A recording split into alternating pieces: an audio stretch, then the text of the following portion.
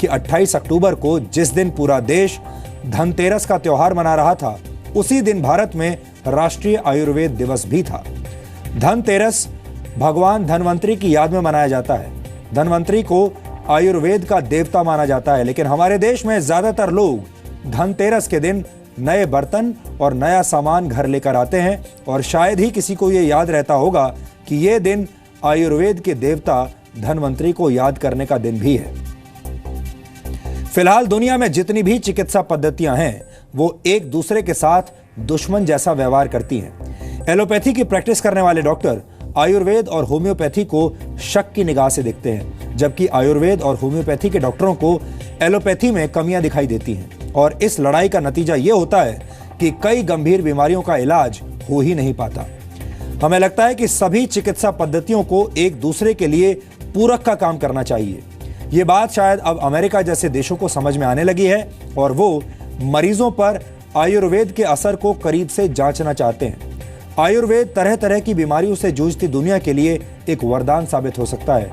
इसलिए हमने शुद्ध भारतीय इलाज यानी आयुर्वेद का एक डीएनए टेस्ट आज किया है और हमें लगता है कि आप भी अपनी स्वास्थ्य संबंधी समस्याओं के लिए आयुर्वेद को आजमा सकते हैं। आयुर्वेद में अपार संभावनाएं हैं।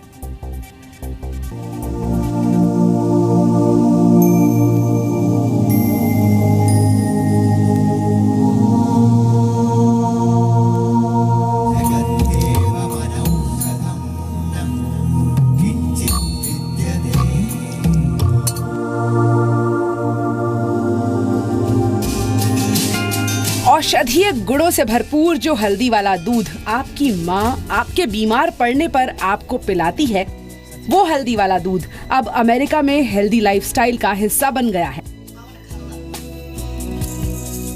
जो जीरा भारतीय खाने का स्वाद बढ़ाता है, उसके गुण अमेरिका गा रहा है।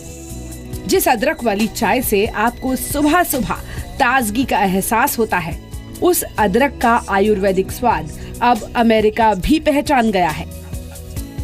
भारत की तुलसी अब अमेरिका के घर घर में पूजी जा रही है। ये तो महज कुछ नाम हैं। भारत के आयुर्वेद का डंका पूरी दुनिया में बज रहा है। रोजमर्रा की सेहत को सलामत रखने के लिए अमेरिका समेत दुनिया भर के देश आयुर्वेदिक उत्पाद और दवाओं का इस्तेमाल कर रहे हैं।